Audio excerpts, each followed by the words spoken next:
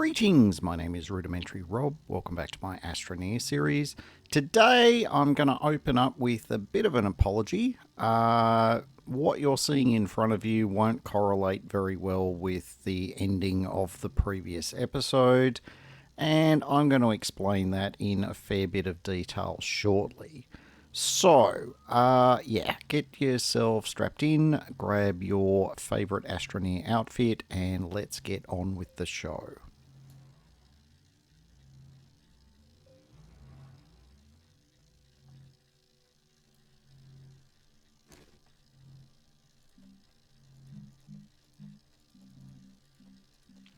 Alright, so we'll start with the obvious. Yes, we are printing a medium shuttle.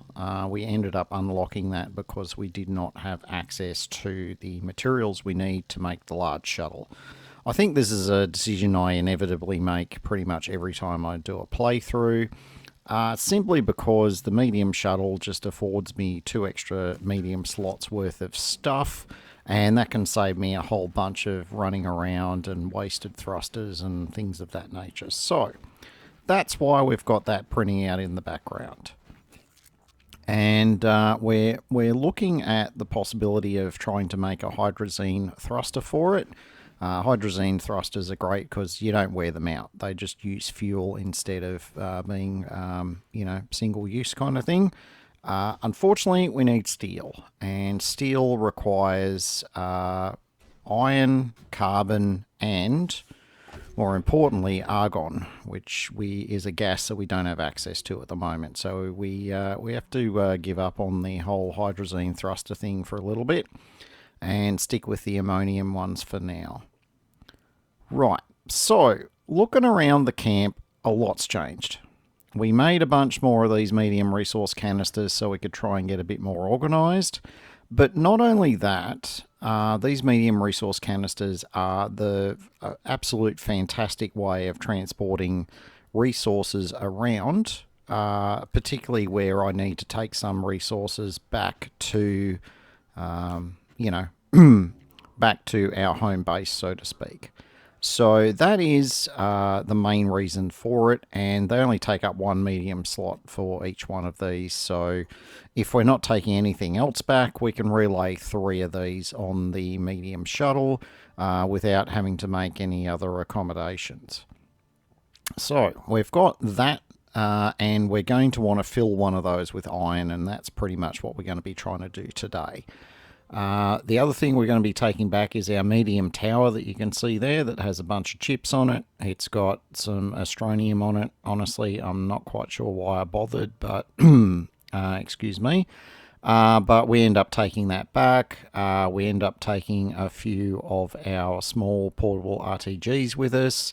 And we're going to take a few other little knickknacks, so the blueprint chips and things like that we discover as part of our ongoing efforts. They're all going to go back to our main planet so that we can have them all there once we've collected, the missing ones from the remaining planets. Now, we're standing here for a long time because there's more to cover. There is the large wind turbine in the background. We did end up, that's the large one. We picked up the large one episodes ago. Sorry. There's an extra large one that we ended up picking up. It was one that we discovered towards the end of the previous episode.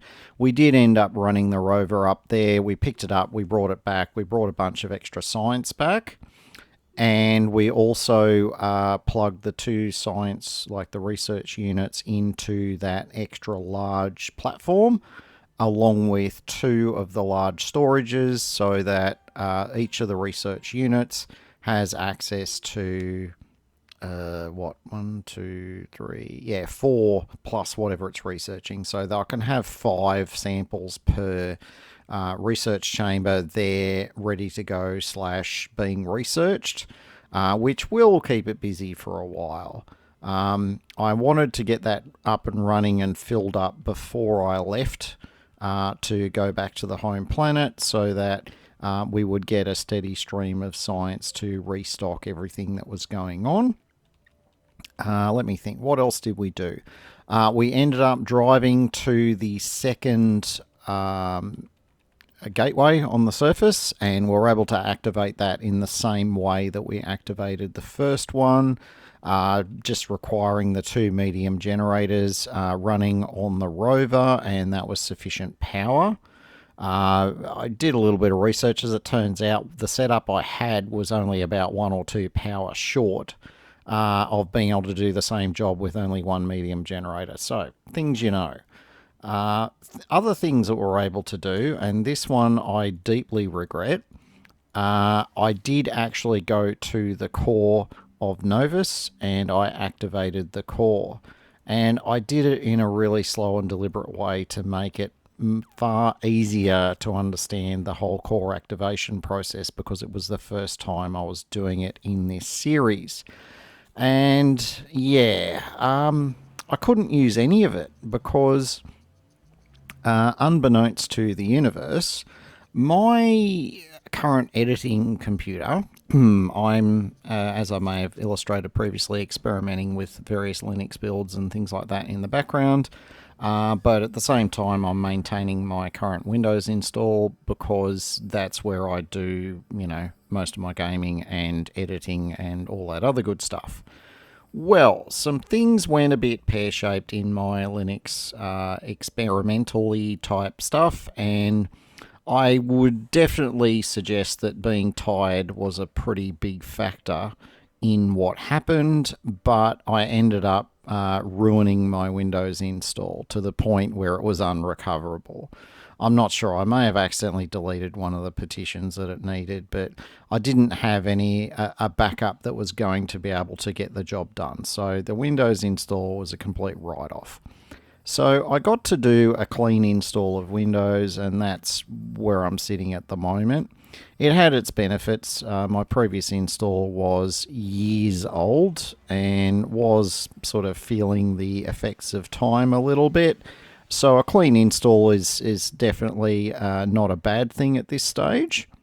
However, it's some time that I would have very much rather been spending doing something else. The Windows updates take, to say a month of Sundays is probably just really an underestimate on how long they take to download. And it's unrealistic because I have a very fast internet connection, particularly for my area, and I can basically download, I don't know, a dozen or so games in my Steam library for maybe half the time it took to just do a couple of Windows updates. So yeah, Windows, I'm not going to be missing it when I finally remove this install, but I'm still a number of months away from being able to do that just yet. So yeah. Anyway, so that wasn't the reason why I couldn't use all of the sessions that I'd recorded. No, before I had my misadventure, I had actually already done all of the things, so I didn't actually lose any data per se. Everything was backed up. I didn't lose anything at all. No, the problem was that with my new Windows install and, setting up and configuring OBS, yeah, again, I'm going to say fatigue was a pretty big factor here. But yeah, I kind of didn't properly review my settings, or I may have accidentally selected the streamer optimization instead of the recording optimization. And there could have been some other factors in there as well. But essentially, it had defaulted to a very low bitrate for my recorded videos. And I'd spent a lot of time configuring the capture side, and I had to do a few tweaks, which I did initially when I first installed OBS. So I was kind of familiar with all of that side of it. But I'd completely forgotten to deal with the bitrate, the quality side of OBS. So yeah, the recordings of about 3 or 4 hours were barely a couple of megabytes worth of file size. So anyone who's recorded any video before will know that that is worse than potato quality. And I really did not want to subject you guys to, relative interpretations of a few pixels and me saying, yes, that is what I did, even though visually it was impossible to tell that that's what I did. But anyway, Long story short, I lost about 3 sessions, which was, I would say, somewhere between 2 and 3 hours worth of progress in my series, which is why quite a lot seems to have happened. I did devote a good chunk of that time was part of my detailed explanation going to the core of Novus. So in terms of progress, yeah, I'll have to repeat that again with another planet in the future, and I will be able to give you a bit of a rundown on what to expect, what you need to take with you, things to be careful of, yada yada yada. So deeply apologetic that you've missed out on those elements of our progress here on Novus. I'm definitely not going to be falling for those issues in the future. Now, that said, though, our progress here has been absolutely fantastic. As far as this episode is concerned, we are 100% focused on just wrapping up what we're going to be taking with us when we leave Novus. And so this is why we're filling up resource canisters. We're filling this one up with iron. Once we've filled it up, we'll smelt it all, and then we'll end up with a medium container full of iron bars. And yeah, we're going to take that one back to Silver when we go back to our home base. We're also going to be wanting to take the methane canister with us as well, or at least a couple of the 5-unit canister, the small canisters of it. We're also going to want to take all of our chips and other things with us because there will be use for those in our future endeavours. So at this stage, it's all about what we can take with us when we go back to Silver. So, with another one of my spectacular monologues out of the way, I will, return you to the action as we continue to do some fairly significant mining on Novus.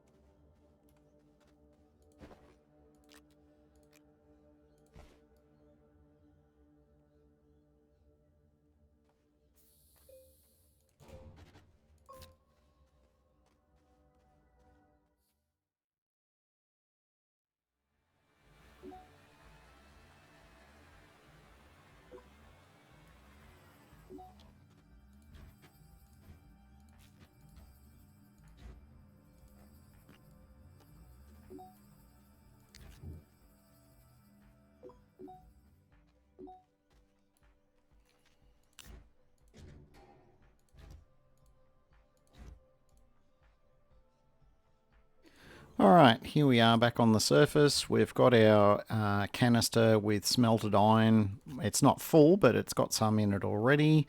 We've got our completely chockers hematite canister, and we just have the iron canister with output turned off, and the hematite canister with output turned on, and then you can just walk away from it, because as each bar gets smelted, it'll get soaked up by the receiving canister, and the other one will just keep spitting out wherever there's a slot to spit things into. So that's not a bad way of just setting it up and forgetting it for a while, and that is in fact what we've done.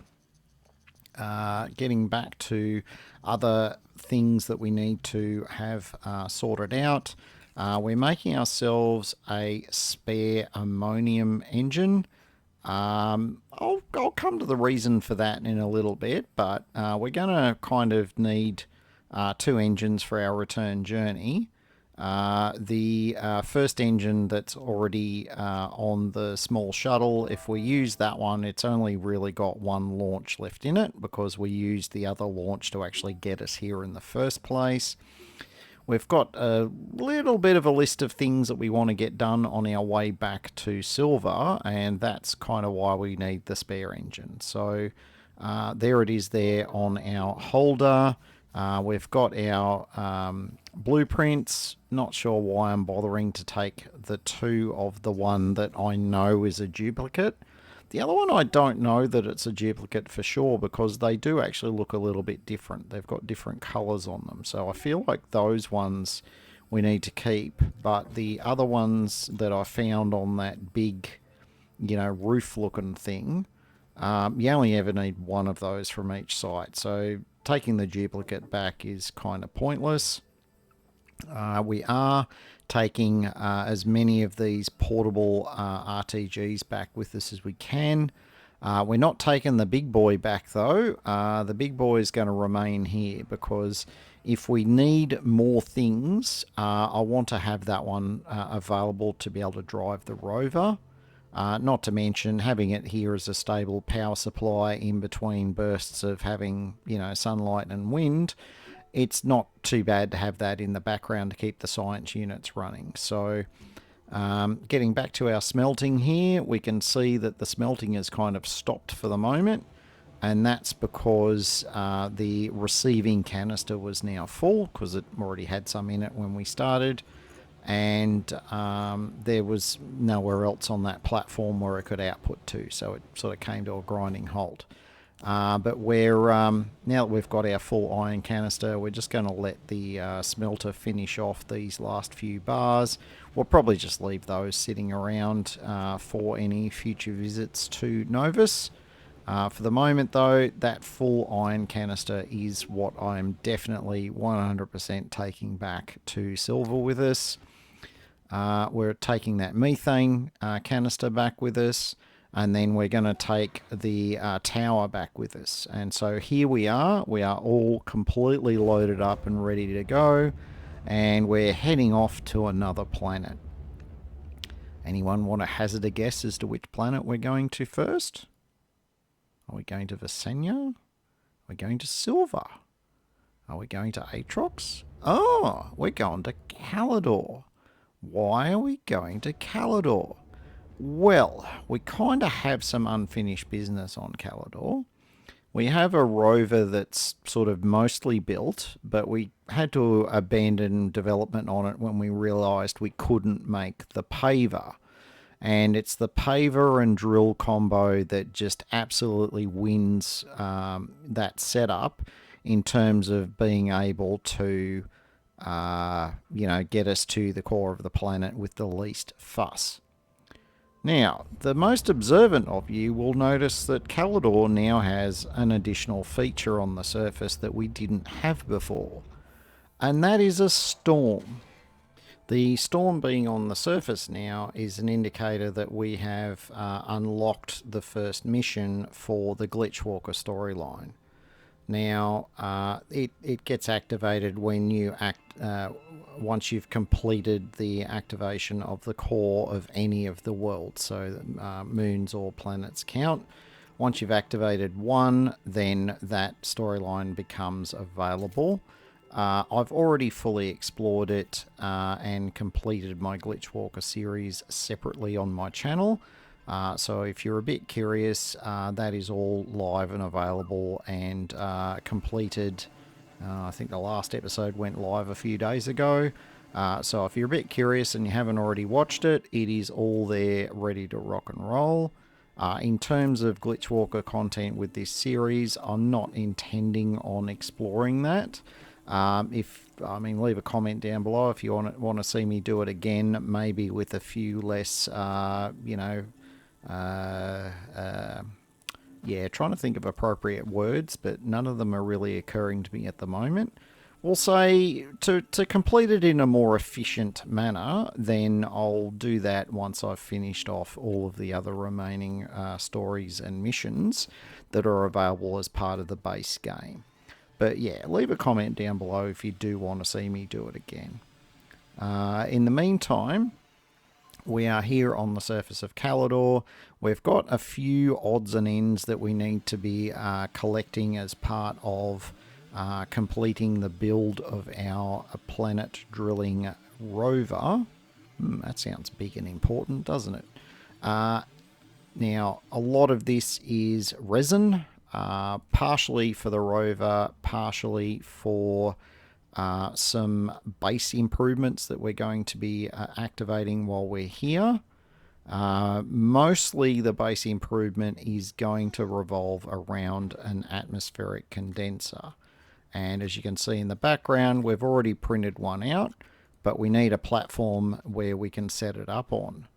Now, the atmospheric condenser is, you're going to end up with one on, I'll say, most of the planets, because most of the planets have a different primary gas and they all have different uses. So, the gas that we're looking for from Calidor is sulfur. So we're going to get the atmospheric condenser set up pretty soon, and we'll get that collecting sulfur, and we'll even make a little medium canister for it to collect into in the same way that we gathered the methane on Novus. Now, that's all sort of coming up. In terms of what we're doing now, we need some more materials for our rover building. The first of those is silicon. We need the silicon for the paver, and it's the paver and the drill as a combo on the large rover, which is just the thing that essentially wins at life as far as getting to the core of each planet. As you're going to see with some of the later planets, even on the surface, it is a really useful combination. But anyway, we're going to move on with our build here. We've just finished our paver. We're going to pop that on the front of the rover, and our attentions will turn to the back of the rover, as well as how we're going to go about powering this rover. Now, we've got a couple of small RTGs with us, but you need to be aware that the rover itself draws 1 unit of power while it's running.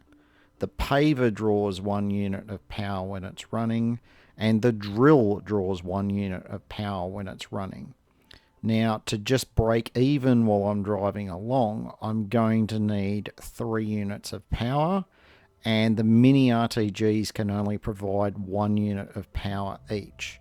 So ideally, I'd want at least 3 of those mini RTGs to keep me going, and I'm not sure I'm prepared to commit that many of them to this rover. So we may explore an alternative arrangement here. But that's for a little bit later in the episode. For now, we're getting back to getting our atmospheric condenser set up. So let's see how that all works out for us.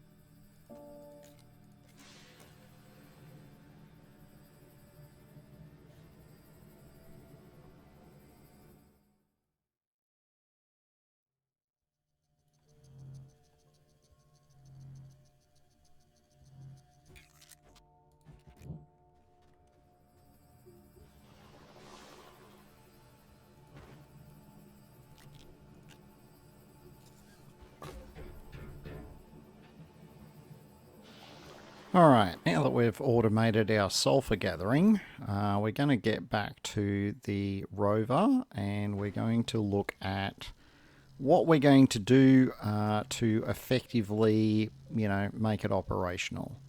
So first thing we're doing here is I've thrown one of the mini RTGs on there just to charge it up. And I dare say we will take one with us because that is a stable and reliable power source. What we're looking at doing though is working out, are we going to go with a medium generator and just leaving it there in reserve for when we run low on power? Or are we going to commit to just, to hell with it, we'll put all of the mini RTGs on there and be done with it? Anyone want to hazard a guess as to which way we end up doing this?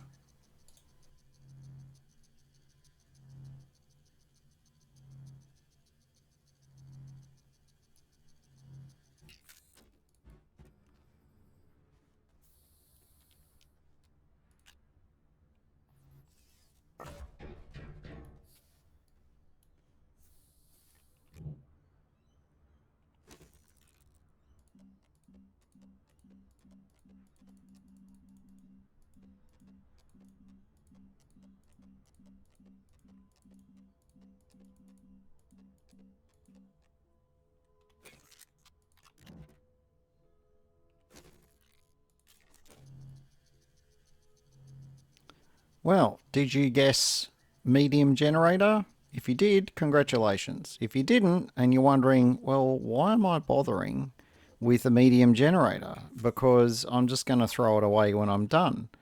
Well, actually, no. The atmospheric condenser, as we've established previously, draws 20 units of power while it's running. And it's going to be running for a while, gathering all of that sulfur. The power, like the automated power factory we have there in the background, is currently running on 3 generators. So it's only producing about 27 units. And with the 2 science units, at the moment, it's probably struggling a little bit to keep up for any time where the sun isn't up or the wind isn't blowing or both. So, wanting to add another generator to that setup has been on the to-do list for a while. So I was kind of thinking, yeah, we are going to do the whole medium generator thing for the rover. And when I'm done with the rover in terms of going to the core of this planet, minor spoiler on that one, we will install the medium generator from the rover onto our existing power setup, and then we shouldn't have any future power issues, at least not for quite a while. So here we are all set up. We have our medium generator on the front. We have our mini RTG. We're going to keep one on our backpack for emergencies, but we're just putting one on the rover just so that it can drive around and it can do a bit, just running off its battery. And then when we need a top up, we can, kick the medium generator in to recharge everything. The couple of bits of carbon that I'm bringing with me will be more than enough to keep me going, even for the time it's going to take me to get to the core of Calidor. We're grabbing some more organic, some of it just to smelt into carbon, just so we've got some replacement carbon. Some of it we're going to keep as organic because we may need some rubber in the future. Actually, I sit corrected. We're going to end up smelting all of this, but it's all good. I think I do overkill the amount of carbon that I think I'm going to need for this trip. The medium generator, the one piece of carbon keeps it running for ages, so to need more than 1 or 2 backups is kind of pointless.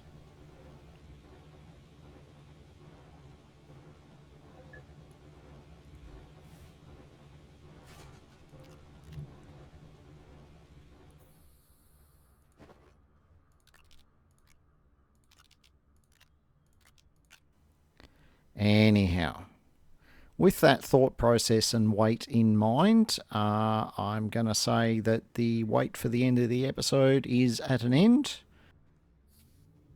And given we have reached the end of the episode, I would ask if you have enjoyed it, don't forget to give me a thumbs up and to consider subscribing if you are not already subscribed. And until next time, my name is Rudimentary Rob. Thank you very much for watching, and make sure you have yourself an absolutely fantastic day.